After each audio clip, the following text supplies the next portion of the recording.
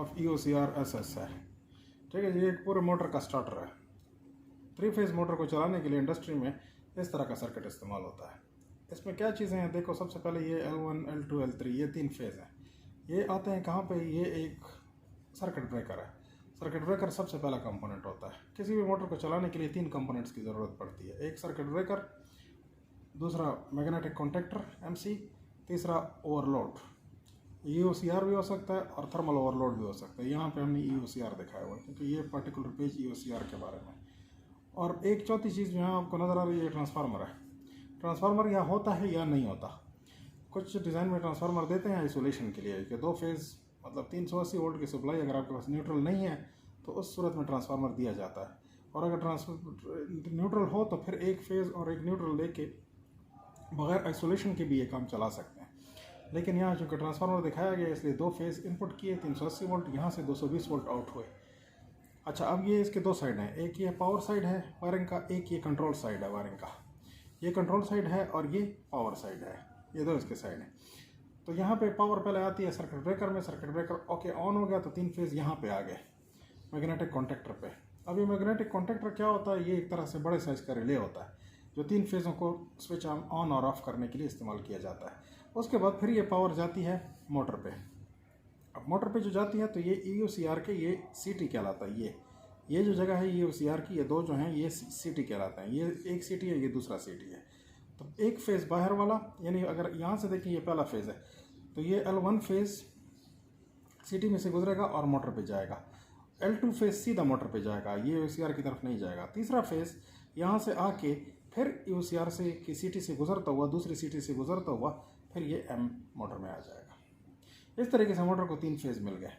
अच्छा, अब ये किस तरह से काम करता है। काम इस तरह से करता है कि ये इसका पावर साइड मैंने एक्सप्लेन कर लिया कि पावर साइड इस तरह से।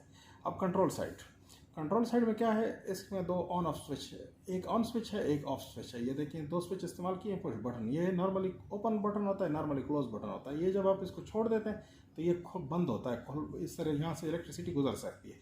और जब इसको प्रेस करते हैं उस वक्त ये क्लोज हो जाता है, उस वक्त इलेक्ट्रिसिटी गुजरती है। जब छोड़ देते हैं उस वक्त इलेक्ट्रिसिटी नहीं गुजरती। अच्छा, उसके बाद यहाँ पे ये MC जो दिखाया हुआ है गोल दायरे के अंदर, ये इस मैग्नेटिक कॉन्टैक्टर का कॉयल है। इसी का ये कॉयल है और इसी का ही ये कॉन्टैक्ट है। ये जो MC जिसके साथ लिखा हुआ है ये इसका सील इन कॉन्टैक्ट कहलाता है। इधर एक्सिलरी कॉन्टैक्ट होता है, चौथा कॉन्टैक्ट है उसका। यानी ये 3 कॉन्टैक्ट पावर के और एक एक्सिलरी कॉन्टैक्ट इधर इसी के साथ ही होता है, लेकिन हमने यहाँ पे दिखाया हुआ है। अब होता क्या है, होता ये है कि 220 वोल्ट की सप्लाई यहाँ आ गई।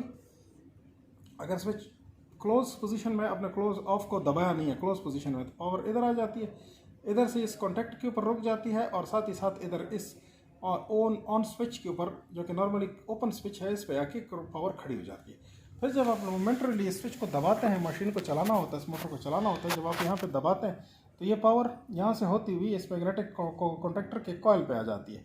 कॉयल पे जब पावर आ जाती है ये मैग्नेटिक कॉन्टैक्टर एनर्जाइज हो जाता है, ये 3 मिल जाता है और साथ ही साथ ये भी मिल जाता है। तो फिर जब इसको आप छोड़ भी देते हैं तो पावर का रास्ता जो कंट्रोल पावर का रास्ता है, कंट्रोल की सप्लाई यहाँ से होती हुई इस कॉयल को मिलती रहती है। अच्छा, अब ये है कि इसके रास्ते में ये भी आता है EOCR। कैसे आता है कि इसका जो ये वाला साइड है, ये देखें, ये इसके अंदर एक रिले होता है जिसकी वायरिंग ये है। एक ये इसका टर्मिनल है, ये टर्मिनल है और ये टर्मिनल है। ये नॉर्मली क्लोज होता है। जिस वक्त ओवरलोड को पावर दी जाती है और ये ओवरलोड रीसेट पोजीशन पे हो, यानी रीसेट कंडीशन में हो, कहने का मतलब कि ये ट्रिप ना हो, ट्रिप कंडीशन में ना हो और इसको पावर दी गई हो, तो ये आपस में मिले हुए होते हैं। जब ये मिले हुए होते हैं तो पावर यहाँ से होती हुई इसके अंदर से ऐसे होती हुई यहाँ पे आती है, यहाँ से ये जाती है और ये ट्रांसफार्मर के दूसरे टर्मिनल पे चली जाती है। यानी इधर से आई, इसमें से गुजरी और यहाँ से होके ये दूसरे टर्मिनल पे चली जाती है। सर्किट मुकम्मल हो जाता है, ये ऑन रहता है।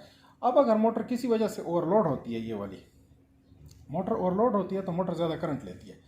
ये CT उस करंट को सेंस करते हैं। अगर ये सेंस करें और ये ज़्यादा पावर ले मोटर, तो तब क्या होता है कि ज़्यादा पावर लेने की वजह से ज़्यादा करंट लेती है मोटर। मैकेनिकली अगर ओवरलोड हो जाए, कोई प्रॉब्लम मोटर में आ जाए, कोई भी वजह हो, तो ये यहाँ पे ये CTs को सेंस कर लेते हैं। सेंस करके इसका इंटरनल कनेक्शन तोड़ देते हैं। जब इंटरनल कनेक्शन इसका यहाँ पे टूट जाता है, ये जो मैग्नेटिक कॉन्टैक्टर है इसकी कॉयल का ये पावर ख़त्म हो जाती है, मैग्नेटिक कॉन्टेक्टर ऑफ हो जाता है और मोटर को पावर से डिस्कनेक्ट कर देता है। यहाँ पे एक इंडिकेशन आ जाती है ओवरलोड की।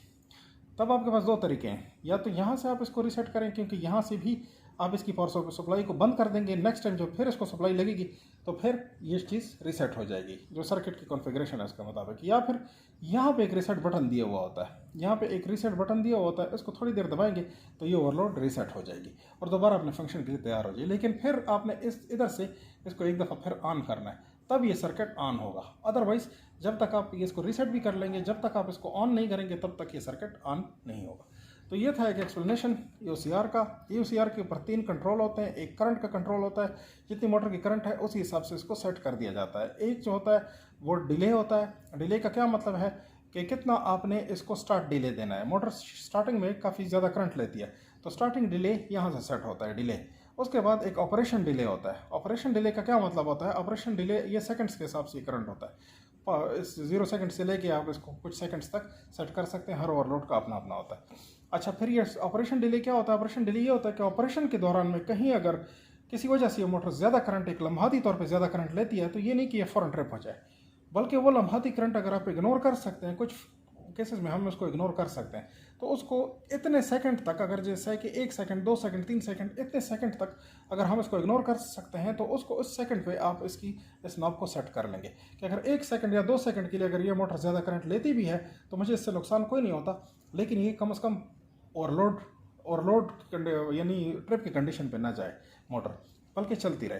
तो फिर मैं इसमें थोड़ी सी डिले डाल लूँगा, और अगर ये नहीं बर्दाश्त किया जा सकता तो इसको 0 पे रखेंगे। तो फिर ये ओवरलोड रिले जो है वो बिल्कुल ज़ीरो टॉलरेंस का मुजाहरा करेगी। जैसे ही कोई ओवरलोड आए उसी वक्त मोटर को ट्रिप कर देगी। तो ये एक्सप्लेनेशन थी इस सर्किट की। उम्मीद करते हैं आपको इसमें से अच्छा खासा सीखने को मिला होगा। अगर आपने